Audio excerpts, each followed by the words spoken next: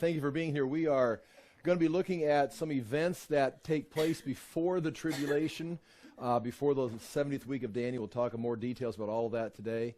So we're getting real close to the beginning of the 70th week in our discussion. I'm not saying today historically, although we're always supposed to be looking for it. But as we look at these things come in history or in prophecy, some of them may cross over and be part of the early phases of that 70th week. As we put all these pieces of prophecy together, one of the things we have to be aware of is sliding them on this time scale. We can probably establish a pretty solid sequence of events, but when they take place, like during or before the tribulation, that sometimes is a little questionable as far as if they start early and manifest later. So anyway, we'll get into that today, and hopefully we can make some progress. The notes I gave you are the same as last week and the week before, but I've added to them. They're now 12 pages long. I've only printed off for you here online. They're all 12 pages of notes are there. But here I've just printed off pages 4 through 12 because we've already discussed the first 3 pages. The first major events that we see taking place is mainly the ideal of Israel being regathered as a nation, and then gaining control of the city of Jerusalem, and then getting control of the Temple Mount. And so everything is sitting there ready for the nation of Israel to rebuild the temple. Then we talked last week, point 7 right here, what we're waiting for that's apparently supposed to take place. Again, I'm teaching eschatology, I'm teaching end times, I'm teaching prophecy that hasn't happened yet. And as we know, it's hard to look into the future and predict these things because you got the illustrations, you've got the text, the words, but you have to overlay that with the actual event and the contemporary situation that it happens in. Again, it's very humbling because imagine all the biblical scholars that were around studying the scriptures. Even Peter refers to it, that they were looking, the prophets were looking for the day of the Messiah, and they had their time charts, their timing, the characteristics of the Messiah, and then when he came, he didn't match their expectations. And so I humbly teach through these things, realizing that when it actually hits the ground and it starts to happen, it's like, that's not exactly what I thought was going to happen. Because that's what happened when Jesus came. No one was standing there just pointing at him. Oh, there he is. Some, it was revealed to him. Even the apostles who followed him, when he died, it took the wind out of him. It's like, well, what has just happened? Now, his resurrection, that's one of the main reasons why we can trust the story of Christianity is the disciples were not standing at the grave Easter morning, burning candles and incense and having potlucks waiting for Jesus to come out of the grave. They were hiding, thinking, it's over, we've completely made a mistake, something went wrong, and then Jesus returned, and they didn't believe it. I mean, the apostles didn't believe the resurrection. John, Peter, Thomas, they're like, no, what this is... And so it wasn't like, the apostles had it all figured out and had their eschatological charts. They say, well, he should be coming alive sometime around this time here tomorrow. They weren't ready for it. And so I'm humbled to even think that I'm close to getting this right. I'm going to teach you what I understand and what other people have come up with. But when this actually starts to happen, I can't imagine I'm any different than Peter and John and Thomas. It's like, no, this isn't it. That's why the Bible says this calls for endurance and faith on the part of the saints. You got to know who the Savior is, because when these things start happening, it's not going to be like, celebration time necessarily. But anyway, point 7 on page 4, the very first point there, the invasion of Israel by a northern alliance. That's prophesied in Ezekiel, and I mentioned that last week. There's all the verses. What I didn't give you last week was the map. And here is the map. I've got a couple of them. Who are these nations? According to Ezekiel, these nations are coming right here. This is Israel. There's Put, or Libya. It's coming out of the land of Magog, which is, southern Russia up in there. Meshech, Tubal. This is what Gomer, Togarmah, Persia, Cush, coming up in this area here. All those are coming. And then there's going to be the Dedan, Sheba, and Tarshish, which refers probably to the western countries, Tarshish and the islands, which would be the modern world, if you will, the Western world, they're saying, wait, you've just come to plunder. They're going to be against it, but there's this invasion.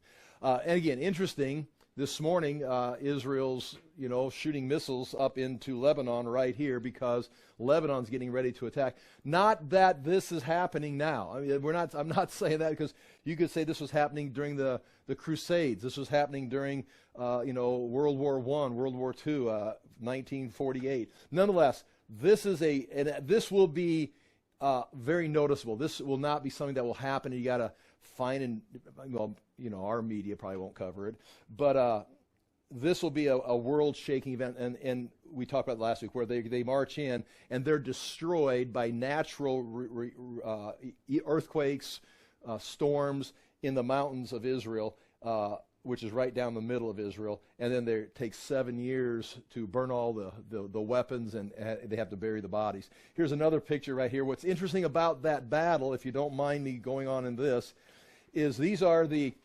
empires, starting with the age of the Gentiles. I hope to get this far today to talk about the age of the Gentiles. The age of the Gentiles, Jesus referred to it, the prophets refer to it, was that time when Israel became so disobedient after northern Israel had fallen in 722, Judah falls in 586, and they are taken into captivity. And Nebuchadnezzar is that head of gold. He's the beginning of the age of the Gentiles. It goes from Babylon to Persia, the bear, then to the Greeks, the leopard, and then to Rome, the legs of iron. It goes until the feet of clay that has the 10 toes. These are the four beasts that come out. Nonetheless, the Babylonian Empire, and you can see this gray part right here. There's the Mediterranean Sea, and you can see on your notes a little bit better. But there's that territory that the Babylonian Empire controlled. I will point this out as we fly through this. Nebuchadnezzar was the head of gold, but his empire lasted the shortest amount of time and covered the smallest amount of territory. Each empire gets larger as they go, and they last longer. So example, you get down here to the Roman Empire, it's going to be the longest lasting empire. Look how much territory it controlled. And so what's interesting is when Nebuchadnezzar is the head of gold, he's the greatest. He was the shortest time period and the smallest territory. What possibly qualifies him as being gold is that he was the closest to the kingship of Jesus Christ. He was, in a sense, the emperor. He made the rules. He changed the rules. He wants the wise men to tell him the dream. They can't tell him the dream. He says, we're going to kill all of them. Daniel interprets the dream. He says, okay, well, we will let you live now. He controlled the whole thing. Each time as you go through this, the Persian Empire, if you remember, when they made a decree, that's where Daniel ends up getting in trouble.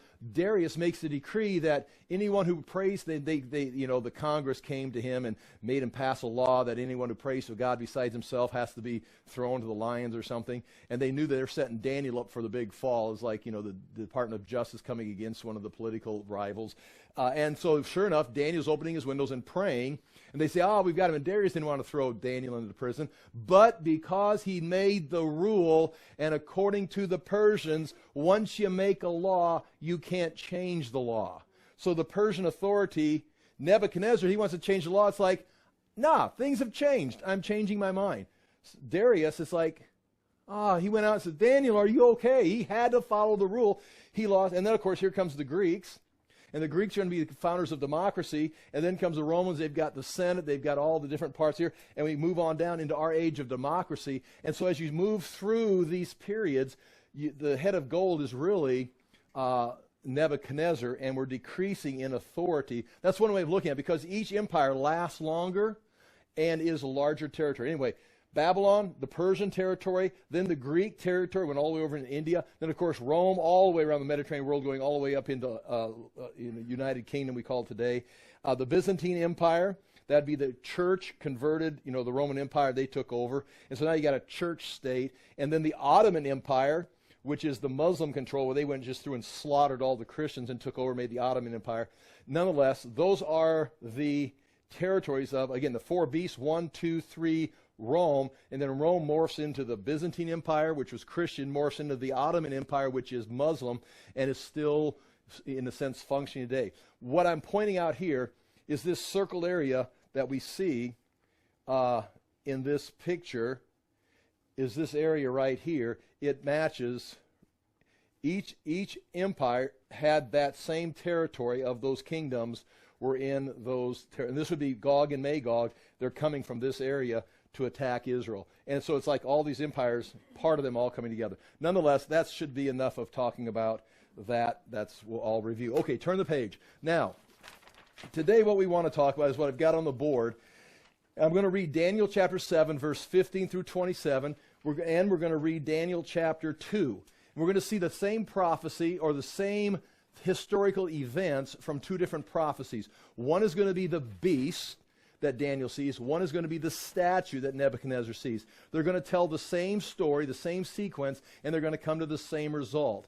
The result is going to be focusing to what we're interested in. We already know Babylon, we know Persia, we know Greece, but Rome is the one that came, and it was going to be different from the other empires, and it was going to destroy the temple, but then a ruler was going to come from that same group of people that destroyed the temple and sign a treaty with Israel. So in a sense, we can't just dismiss Rome, the Roman Empire. We're not going to say the Roman Empire is ruling today, but forms of the Roman Empire have continued to morph, and they're going to continue up until the time of the 70th week of Daniel.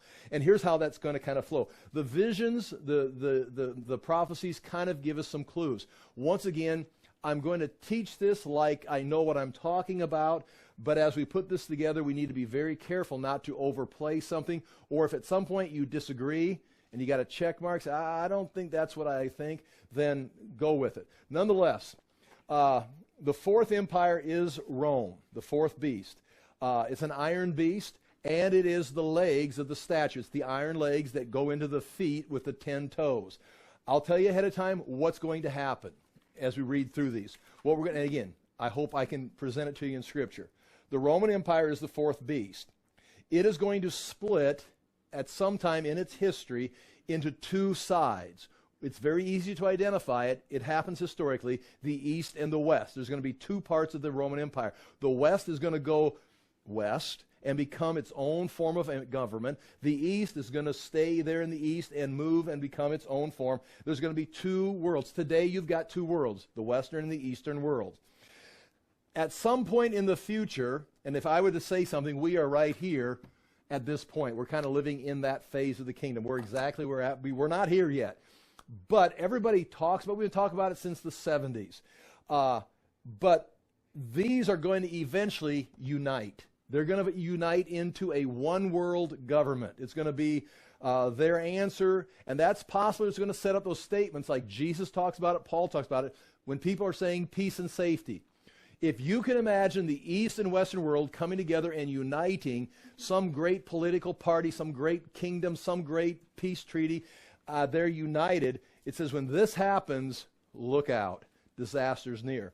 And it appears this is not going to last very long. This united phase is not going to last very long, because what comes out of the united phase of the one world government is going to be the decision, if it's by war or if it's just by common sense, that this isn't, we cannot manage the economy in one world. They're going to then have 10 kingdoms. This united world, united government, is going to break into 10 kingdoms. Now, let's just say it's going to be a universal or a united world decision. Let's just have 10 divisions. They'll somehow take the globe and mark it up into 10, just like the decimal system, 10 equal parts that they'll divide it up into, and put 10 kings over that, probably trying to recreate the concept of nationalism.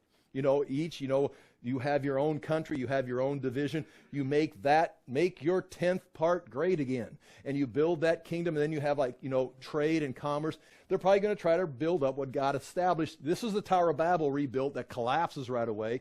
They're going to now try to formulate what God did at Tower of Babel, just divide people up into their kingdoms. Okay, and that's going to be the 10 toes. You're going to see that in the 10 toes of the statue. You're going to see the 10 horns in the vision. There's definitely going to be 10 kings.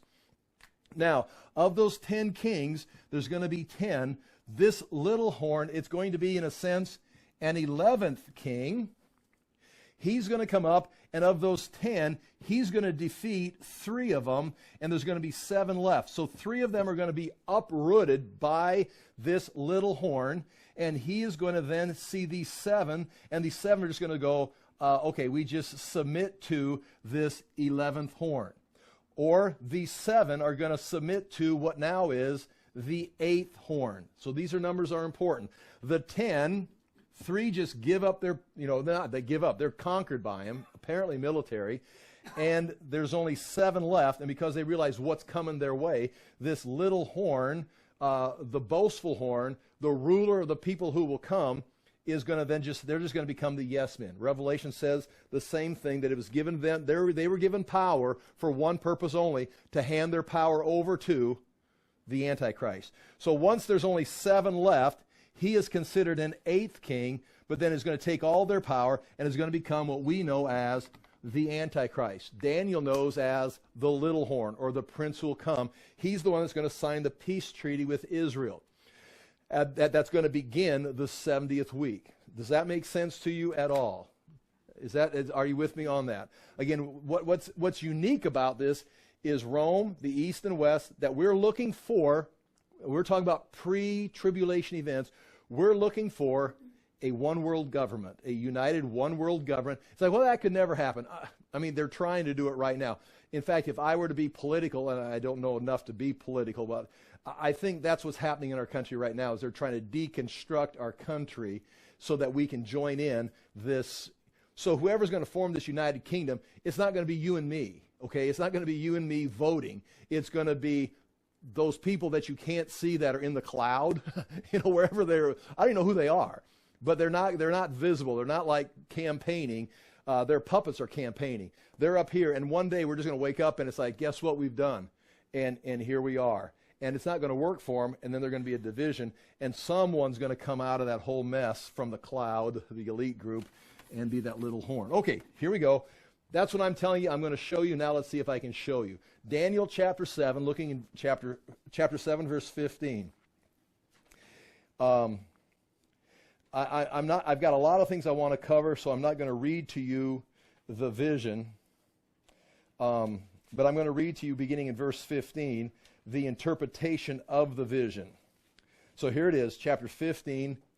It says, I, Daniel, was troubled in spirit, and the visions that passed through my mind disturbed me. Meaning he saw this vision. That I approached one of those standing there, and this would be an angel or a messenger, and asked him the true meaning of all this. Meaning I could read you the message, but it's like, Daniel's like, well, I saw it, but I don't understand it. So he told me and gave me the interpretation. So that's what I'm going straight to, the interpretation of the vision Daniel saw of these things. Verse 17, the 4 great beasts are 4 beasts or 4 kings that will arise from the earth. And this would be Babylon, Nebuchadnezzar, Persia, Cyrus, Greece, Alexander, and then Rome. But the saints of the Most High will receive a kingdom and will possess it forever, yes, forever and ever. So the bottom line is there's going to be 4 kingdoms arise, they're going to rule the earth, and then the kingdom's going to be handed over to the saints. So we win in the end. That's the short story. Now back to the details. Then he says, I wanted to know the true meaning of the 4th beast. Okay, I've got the first 1, 2, 3, the lion, the bear, the leopard. But the 4th beast was like a machine. It was like iron. It had iron teeth. It was different than the other 3 beasts. And I don't know what it means it was different, what we're supposed to read. It's different in the sense that it's still continuing today. Babylon's gone, Persia's gone, Greece is gone. They've left their impact. But Rome seems to be still morphing into. In fact, this little horn is described in chapter 9 as the ruler who will come from the people who destroy the temple, which is he comes from Rome. He comes from the Romans who destroyed the temple. That's the prophecy. Okay. I wanted to know the true meaning of the 4th beast, which was different from all the others and most terrifying, with its iron teeth and bronze claws. The beast that crushed and devoured its victims and trampled underfoot whatever was left.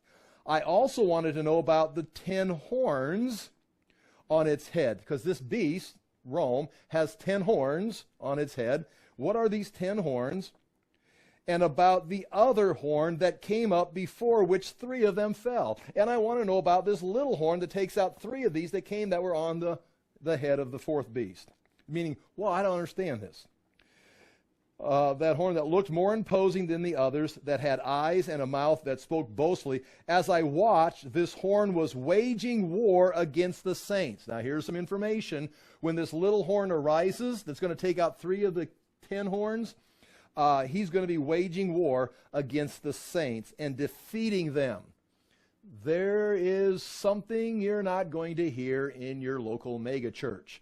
There are powers arising from a united one world government that's going to have 10 kingdoms, and a little kingdom is going to come, and he's going to be successful. He's going to oppose the saints and defeat the saints, meaning he will take away their power. They will suffer. They will die. They will be persecuted at this time. Now, saints, again, as we read this, the saints refer to the Jews, or do saints refer to believers? Or can we go and say the saints refer to believers in the church age? I mean, like what does saint? It means the holy ones. He'll persecute the holy ones. Now, again, be careful, because is he referring to Jews? Could be, but the Jews are under punishment because this is the age of the Gentiles. They've been set aside, and they're being punished because they aren't the holy ones. They're God's chosen people, but they're being disciplined because they're not holy. So that word saints, you just got it means the holy ones. It means the believers, but it can't just simply mean the Jews by nature, just because they're Jewish. It could, except the word means holy ones, and the Jews themselves are a nationality that are God's chosen people that need to trust God, accept the Messiah, be living in faith to be considered a saint. A saint is a holy one, not a nationality. So again, just be careful with that. Again, I'm not giving you a final answer. I'm just saying don't just jump on something, because you're going to miss where it's taking you possibly.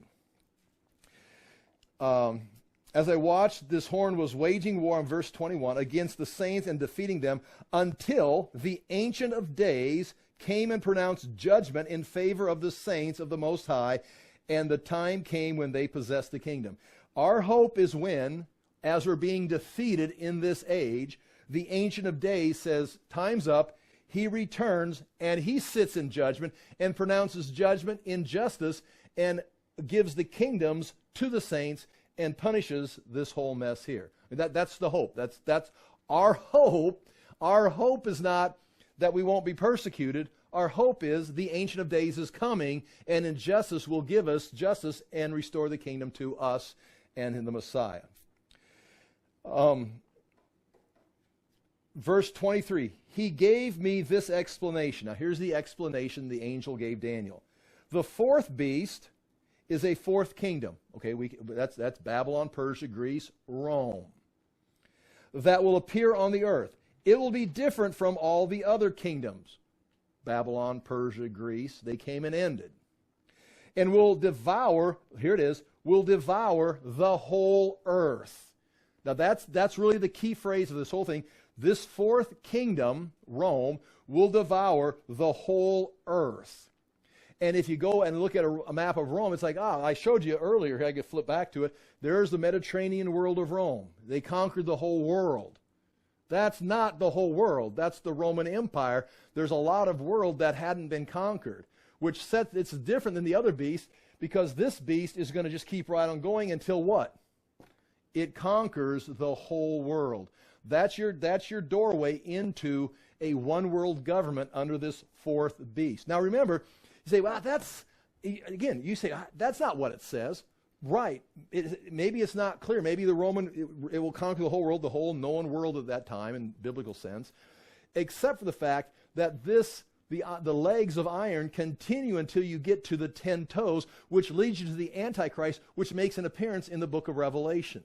Or the beast, the iron beast, it makes an appearance in Revelation, meaning the Bible doesn't have the Roman Empire ruling the Mediterranean world and then, after it destroys Jerusalem, it never collapses. It just keeps morphing until it produces. In fact, the little horn comes from the people who destroy the temple. So, in other words, the Bible teaches this is a continuous, up until the signing of the treaty, it is the Roman Empire.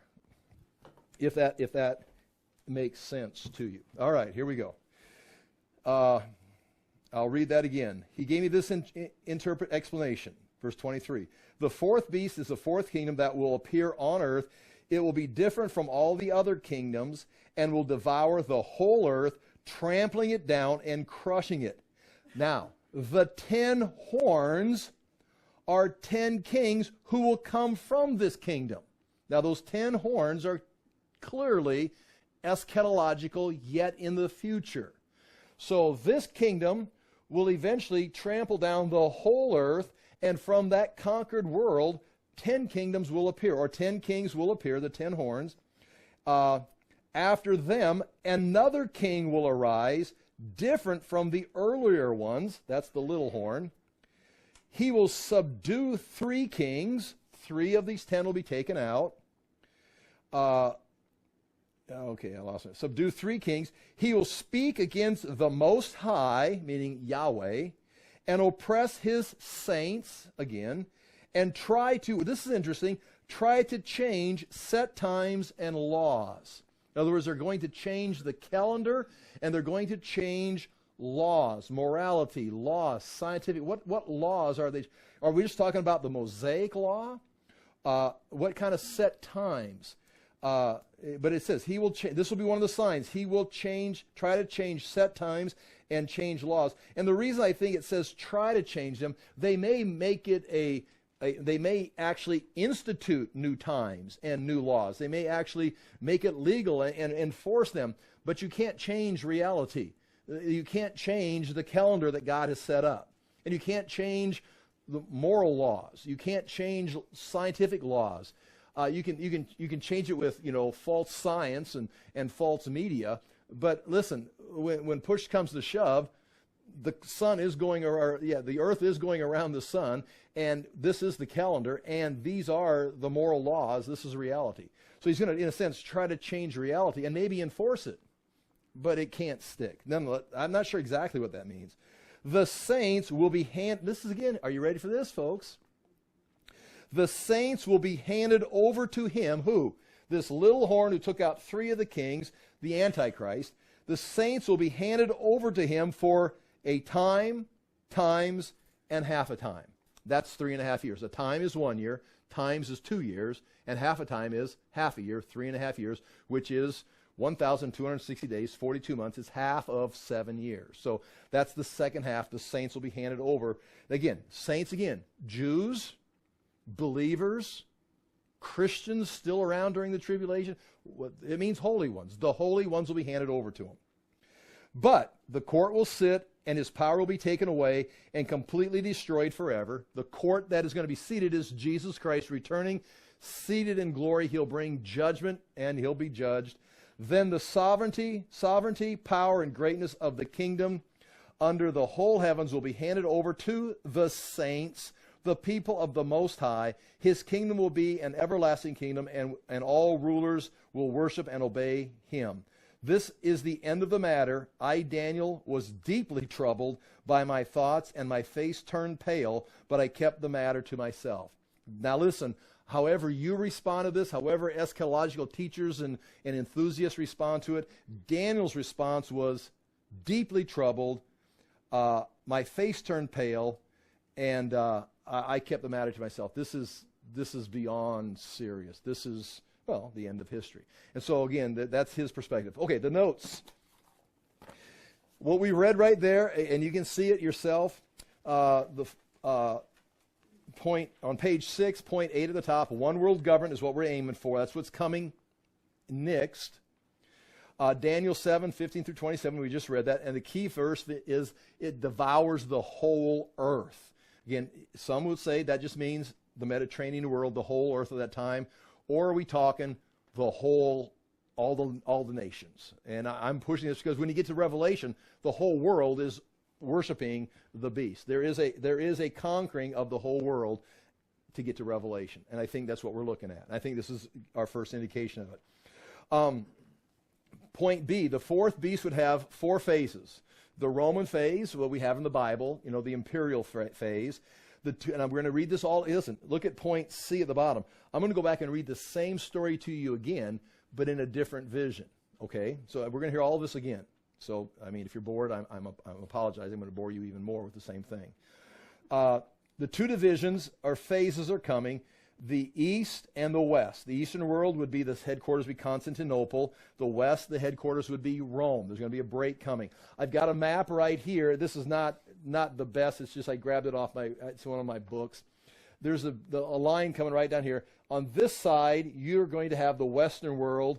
It's going to break. Christianity is going to break off into Roman Catholicism, Celtic Christianity. This side is going to break off into Greek, or even Christianity in 1054 AD followed the break. Greek Orthodox went east. Roman Catholic went west. And eventually there's a revolt up in Germany, the Protestant Reformation.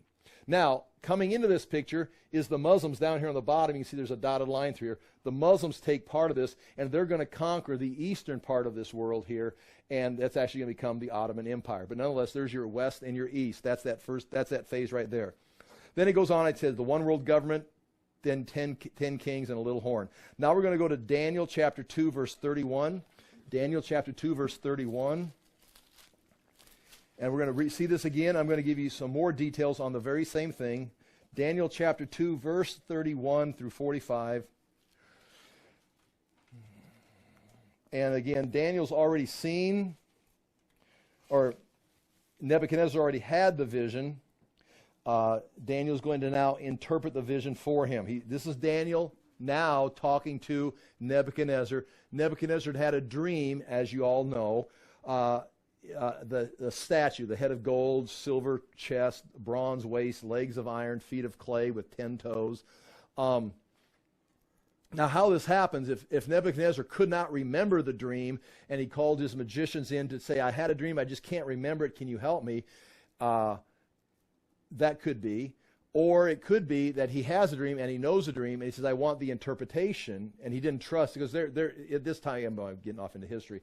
At this time, the magicians or the enchanters, those that were there in his courtroom, they're like the religious leaders, but they had power. They'd be like his advisors. There's coups that would take place. They'd overthrow kings, and even some of the wise men, the magicians, would be part of the overthrow of kings. It happened in the past, and it happened after Nebuchadnezzar. So he's working with these guys. They have the control of the media and the churches, but he doesn't necessarily trust them because they may have their own plan and just be using him like a puppet. So he may have said to them, because you see he's kind of fierce with them, he says, tell me the interpretation of my dream I had. And they say, yes, king, just tell us the dream. He says, no. Now, if you're all that you say you are, if you're the media, if you've got all the insight, you tell me my dream. I know my dream. If you've got powers, show me your powers and tell me the dream. They go, no one's ever asked us to do that. Right. You've never faced Nebuchadnezzar before. I'm making Babylon great again. Tell me the dream if you got power. And they go, and they couldn't. He says, okay, kill them all. And so the order goes out. They come and tell Daniel and Shadrach, Meshach, and his friends, you all get lined up for execution. Daniel says, well, what happened? He says, well, Nebuchadnezzar wants his dream interpreted. He says, and no one can do it. Daniel says, give me a night. So him and his friends pray, and that night, Daniel has the dream. And he walks into Nebuchadnezzar and says, O king, live forever, the whole spiel, and says, I have the dream. He says, I'll tell you. And Nebuchadnezzar's like, oh, it wasn't like, oh, now it could be, oh yeah, now I remember my dream. Or it could be, oh my gosh, Daniel, that's exactly what my dream was. Now what does it mean? And this is where we're at. That's where we pick it up right now. I like the idea, because then with the idea there, then all the wise men were spared because Daniel actually showed up and did his job. Okay, Daniel chapter 2, verse 31. You looked, O king, and there before you stood a large statue, an enormous, dazzling statue, awesome in appearance. And the head of the statue was made of pure gold, the chest and arms of silver, its belly and thighs of bronze, its legs of iron, its feet partly of iron and partly of baked clay. That's important. Partly iron, partly baked clay. That could be the east and the west coming together, but they don't match. They can't work together.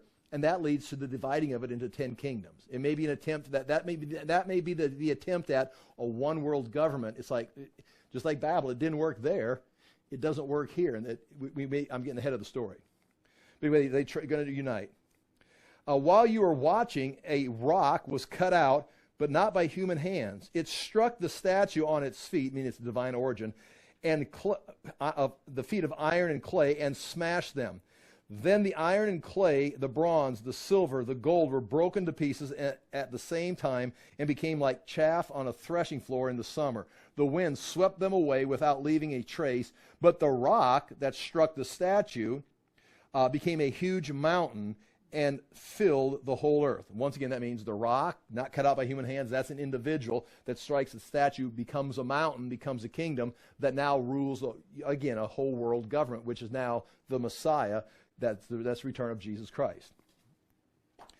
Now, this was the dream, and now we will interpret it to the king.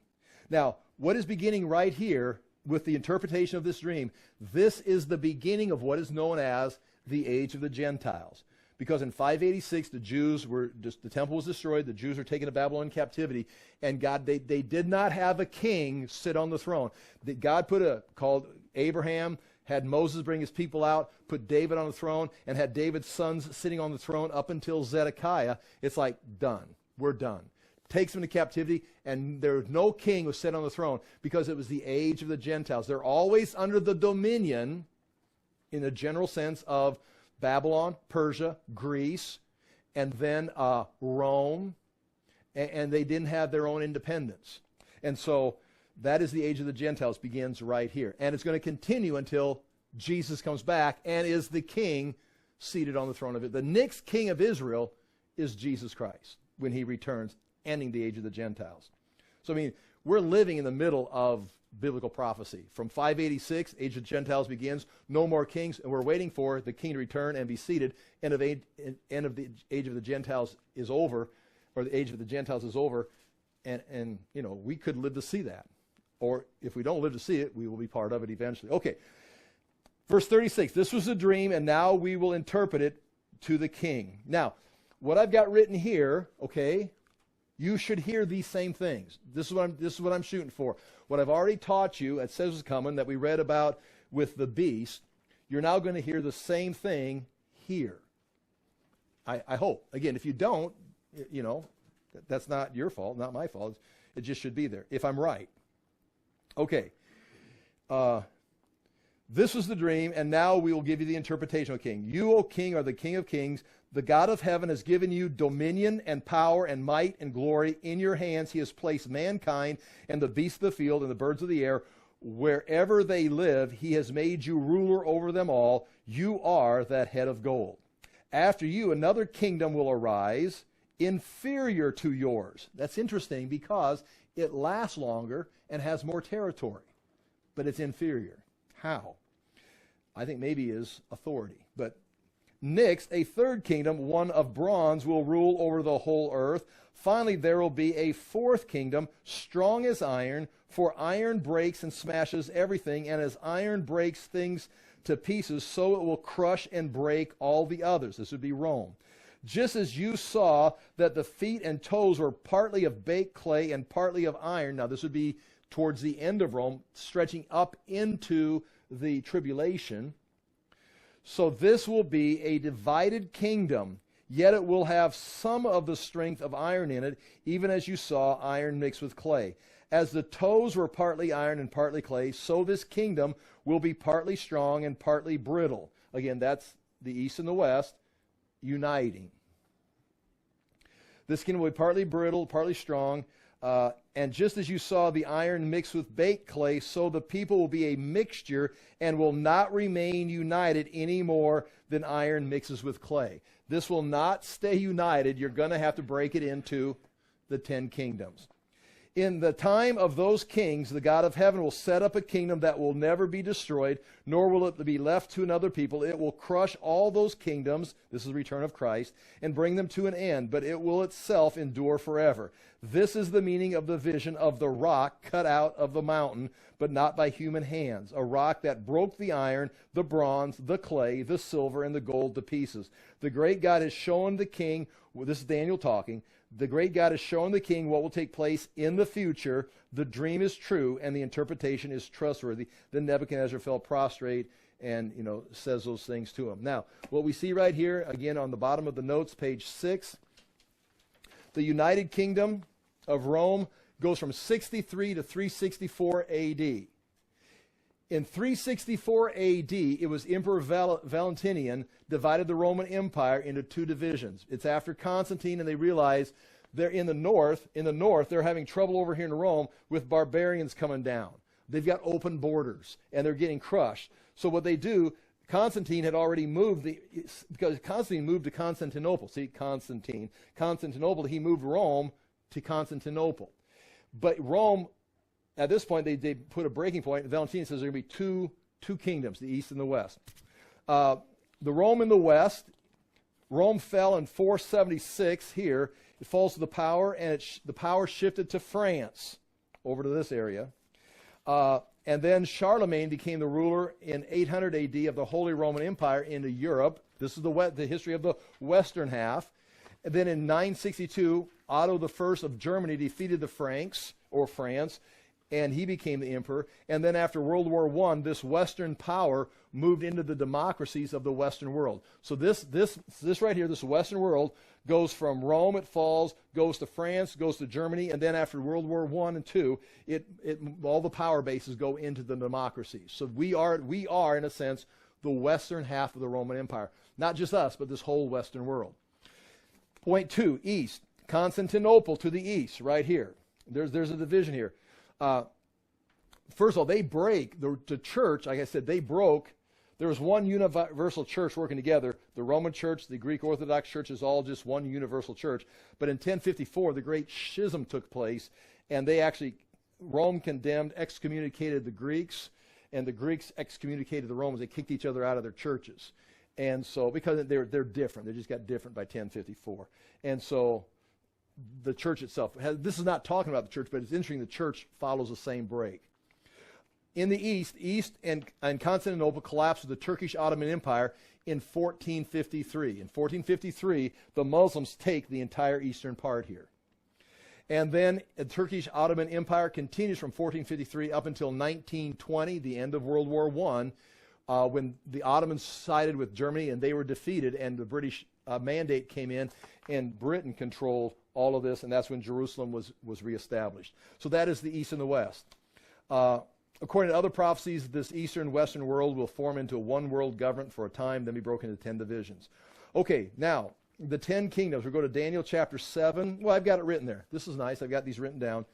The 10 kingdoms are right here. That's going to be united, it appears, and that it's going to be broken into 10 kingdoms. Again, it makes sense. Rome was Rome. It's going to conquer the whole world in the east and the west, and we have that today, east and the west. But the east and the west are going to have to unite into a one world government, and then that's not going to work. Iron and clay can't mix together. It's not going to last. It's going to be weak. And so they'll somehow, if it be military or some kind of political decision, it'll be given into 10 kingdoms. There'll be 10 probably equal parts. I'm not sure how it's going to take place. We've said in the 70s, throughout the time, the 10 horns were the European common market. And that's a fun thing to talk about, but that's probably going to be one of the 10. The European European common market is not the whole world. Maybe at some time it had a lot of power, but that Europe will be like one of the kingdoms, and I don't know where they are. You could actually sit down and play around with the idea if you want to come up with the ideas. Nonetheless, Daniel 7 verse 24, the 10 kingdoms. As for the 10 horns, out of this kingdom 10 kings shall arise, and another shall arise after them, and he shall be different from the former ones, and shall put down 3 kings. So right there, 10 kings, and then out of those 10, a little one will take out 3. Well, we're in Revelation 17, next point B. Revelation 17, verses 11 through 14. As for the beast that was and is not, it is an 8th, but it belongs to the 7th. Now, do you understand what it just says there? Now, it is an 8th king, but it belongs to the 7th. And the 7 are the 10 minus 3 leaves you 7. This 8th king is part of the 7 because he in a sense now controls the 3 kingdoms.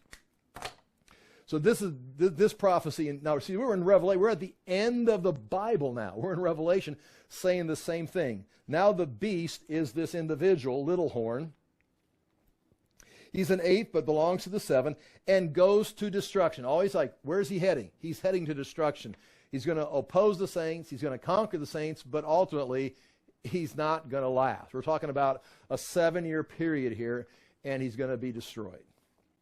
I mean, I don't want to live during this 7-year period. It's going to seem like a long time, but the point is, don't give up. He's not going to be able to last. He's going to be defeated. And goes to destruction. And the 10 horns that you saw are 10 kings who have not yet received the royal power. See, we're going through this right here. And John is writing, up in this part, this is all going to happen. These are 10 kings, but they haven't received their power yet. In fact, I don't think they've received their power. We're still waiting. That's one of the things we're looking for. I think we're looking for a united world that's going to not work, and then 10 kings who have not yet received royal power, but they are to receive authority as kings for 1 hour. Again, that's a short time period, 1 hour.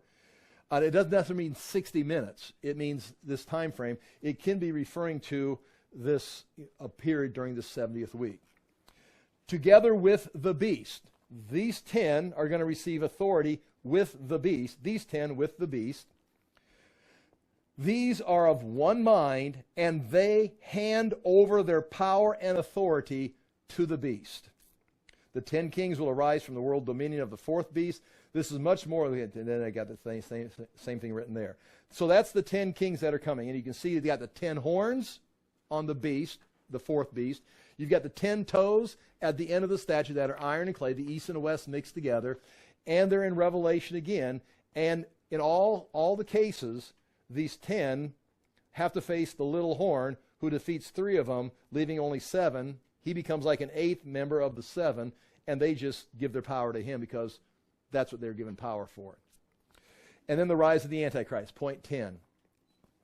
This is now the little horn right here. So what we talked about today so far is united kingdom, united world, going to divide into 10 kingdoms, and then a little horn, we've mentioned several times, the Antichrist.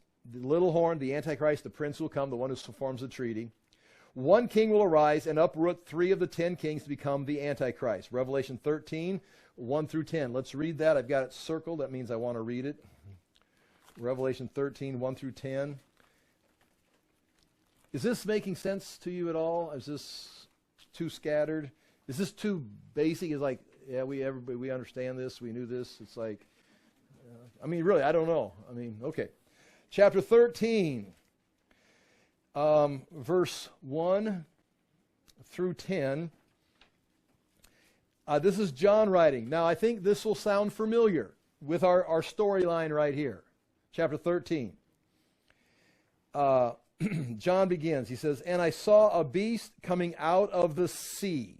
Sea means nations. Like the land, most likely, when it talks about the land, that's the land of Israel. When it comes out of the sea, that is the nations, the islands, the Gentile nations. Again, that's not like, there's not a verse I can show you that's exactly what it means, but that's kind of a safe way. It comes out of the land, comes out of the sea. This is a beast coming out of the nations.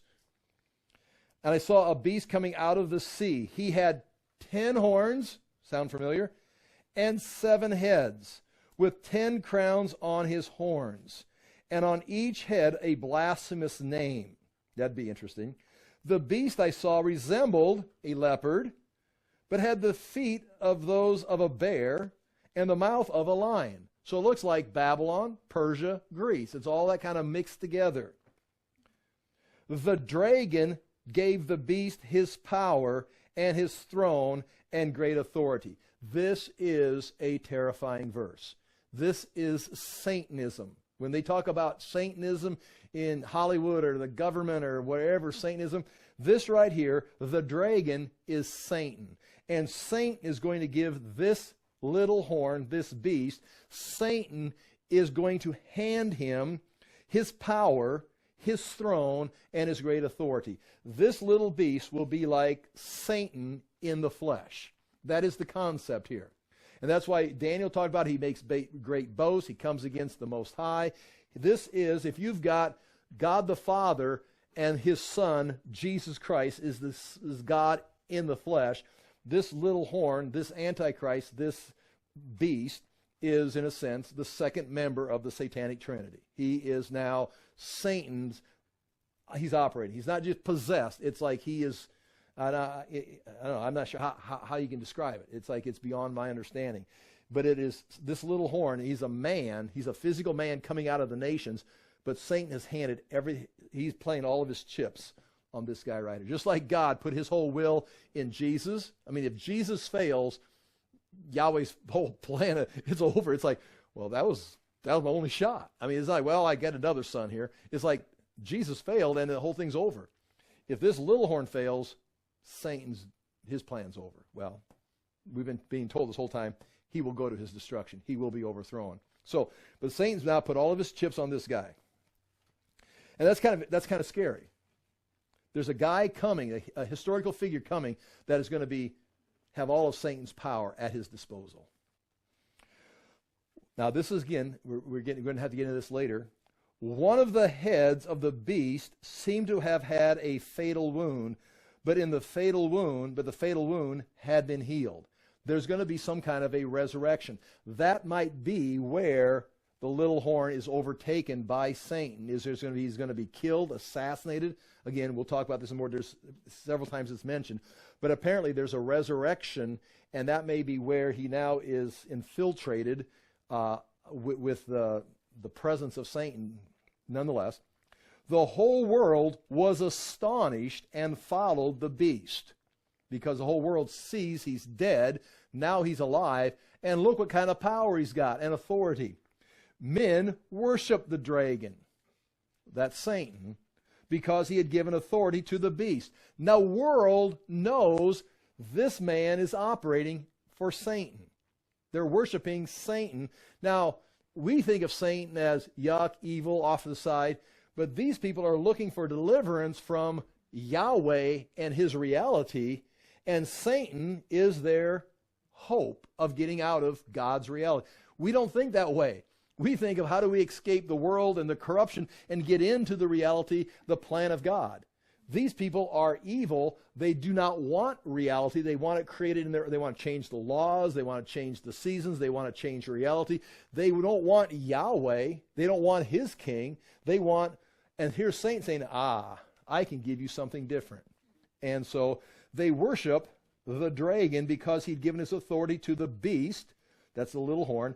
And they also worship the beast and asked, again, they worship both Satan and this man, and they ask, who is like the beast? Who can make war against him? I mean, he's got all kinds of military power. He's got Satan's power on earth. The beast was given a mouth to utter proud words and blasphemies. We see that in Daniel. And to exercise his authority for 42 months. There's your times, and half a time. 1,260 days, or half of 7 years, 3.5 years. So again, this seems to be taking place on the second half of the tribulation, the second half of the 70th week. He opened his mouth to blaspheme God and to slander his name and his dwelling place and those who live in heaven. He was given power to make war against the saints. And once again, I'm sorry, but there's that word saints, holy ones. Are they Jews? Are they believing Jews? Are they converts from the tribulation? Or is the church still here? I mean, these people are holy ones. These are the believers in the Messiah standing against Satan.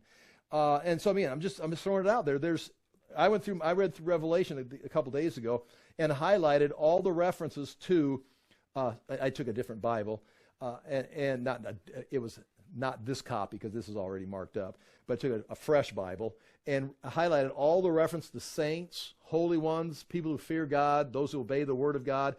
And it's like, it's loaded with references to these people that are honoring, they sound like Christians. Now, if the Christians are raptured out of here before this happens, well then, I mean, turn the page, you got to have a bunch of people that are, again, holy ones, that just missed the rapture like by 10 minutes. I mean, if you're in the Holy One 10 minutes ago, you could have gone up in the rapture. Or the Holy Ones live into this mess. We'll talk about that later. I'm just saying that. Again, people don't like that. Okay, he was given power to make war against the saints. And here's the bad news. Not make war against the saints, but don't worry, he can't conquer them. No, to make war against the saints and to conquer them. Oh my gosh, I want deliverance. No, not at this point. For 42 months, there will be no deliverance. There will be testing. Is there another bus? Is there another church? Is there a different doctrine? It's like, maybe. Except this one says he will have power over the saints and conquer them, and he will be given authority over every tribe, people, language, and nation, which makes sense because the world had united, the East and West had united in one world government. They tried to break it up into 10 kings. That didn't work. The little horn came and took up 3 of them, and now the 7 submit to him. So now he has inherited the whole Roman Empire, or the whole world is under his control in the future. All inhabitants of the earth, ready? Verse 8, all inhabitants of the earth will worship the beast, all those whose names have not been written in the book of life belonging to the Lamb, and who was slain from the creation of the world. That's very humbling. I mean, it's going to be so, this is what part of, I'm not sure if this is exactly it, but it's part of that great deception. It's like, you're not going to be able to go on a talk show, I don't think, and argue your point apologetically. It's like, well, yeah, but there's some other things you can, it's like, it's going to be so just closed-minded. I mean, so obvious. He's got all the power. He's got all the military. He's bringing peace to the world. It's like, and he's killing anyone who opposes him. It's like, there's no stopping this. In fact, I think that is why Jesus says on a couple of occasions, if those days were not cut short, no one survived. I mean, I have to stop this. He's got to intervene and stop this because he's got Satan's power. He's ruling the world with military power, with all the authority of Satan, and crushing anybody that comes against him. Anything that is godly, he crushes it. And it's like, if we let this thing run the full 7 years without intervening, now we're going to run the 7 years, going to be full, but he's going to have to intervene that with his, in a sense, second coming. He's going to have to intervene that with the day of the Lord. He's going to intervene with the day of wrath. That all matches up. And deliver his saints. Otherwise, there'll be no, Jesus even said, he says, when the Son of Man returns, will he find faith on the earth? Not at this rate. They're going to kill them all. They'll all be dead. He who has an ear, let him hear. If anyone is to go into captivity, he will go. If anyone is to be killed with the sword, he will be killed. This calls for patient endurance and faithfulness on the part of the saints. Read that again. Again, I don't want to hear it. We're going to close down with this bummer of a message right here. In those days, if you're destined to be taken captive by the Antichrist, into captivity you will go. If you're destined to be killed by the sword you will be killed. What do we do? You be faithful. You are going to go captive. You will be killed. It's like, is there deliverance? This calls for patient endurance and faithfulness on the part of the saints. It's like, well, what's happening? Well, we told you. There's going to be a time period where he's going to make war against the saints, conquer them, and there's nothing you can do about it. But isn't God, yeah, Jesus is coming. He's going to cut these days short. But until that happens, we're letting this run the course. It's like, how does that even make sense? Well, it's persecution. It's like, but what if we lose everything here? Are you not following the storyline? This world is passing away. This is all evil. The saints will inherit the kingdom on the other side of this that will rule the earth forever. A kingdom that will never end. And it's like, yeah, but I have to suffer. Yeah, so did your Messiah. So did your Savior. It's like, this is the plan. Again, if there's a pre-trib rapture, I'm out of here. I would hope. But then who are these people? I mean, it's like, well, okay, I would like that. I'm just a Bible teacher. Maybe they can find my messages online because I'm out of here. I got raptured. But hey, stay strong. Some of you are going to go into captivity. Some are going to be killed by the sword. But this calls for patient endurance on the part of the saints. But hey, I've got to go. I'm going to get raptured. Boom, I'm out. Stay strong. It's like, and I can handle that. I can write a book about that. But it's like, wait. Well, I this is me. I got to have endurance and pay. It's like, oh, that changes everything. I mean, that changes your whole perspective of, do you trust Jesus? If he's going to rapture me, yes. But if he's going to send me into captivity or the sword and there's nothing I can do about it, do you trust Jesus? Well, now, my answer is going to be yes, but I have to reevaluate and kind of brace myself for what's coming. It's not deliverance. It's captivity or death, persecution. And it's kind of, it's like, well, we believe in the pre-trib. The pre-trib is scriptural. Okay, fine. But there's still people living here that are called saints. I mean, it's like, well, I won't have to. If I died today, I don't have to face it. I mean, if I die in a car crash, airplane, okay, let's say I'm parachuting. I parachute, my parachute don't open, and I die today, I don't have to face this. But some saints, the holy ones, are going to face this beast, and the mission, suffer and endure and remain faithful. It's like, well, has God ever asked anyone to do that? Well, yeah, like Isaiah, Jeremiah, the apostles, Paul, his son. It's like, yeah, but I want to be raptured. Well, maybe not. But it's like, these saints are going to follow the pattern of the saints. Okay, that ends these notes. The last thing we've got on here, which we'll probably pick up to, oh, we really didn't finish the Antichrist, rising. Yeah, we'll start with that, more bad news. And then I want to go over the age of the Gentiles, just show you some of the age of the Gentiles. I got some more charts on the back of this. We'll cover those notes again. No class next Sunday because we'll be gone next Sunday, Monday, and Tuesday. We will have class Monday night and Tuesday night this week, but starting next Sunday, we're going to be gone. We've got something we're taking care of, Tony and I. Okay, I'll pray, and if you've got any questions, please feel free. Or corrections or insights, that's always nice. Father, we do thank you for the chance to look into these things. We thank you for your word. We ask that we would be a people that could be strong and faithful and be able to endure these things, even the life that we live today at this time. We pray for our nation. We ask for wisdom. We ask for revival amongst the people that we have in our own country, that we may, again, be a light to the world. We do pray for wisdom, that we would know how to navigate our way through our own situations today and in the days to come. Again, we thank you for your word. We thank you for your spirit. And we thank you for our Savior and our soon-coming King, Jesus Christ. In his name we pray. Amen. Thank you for your time.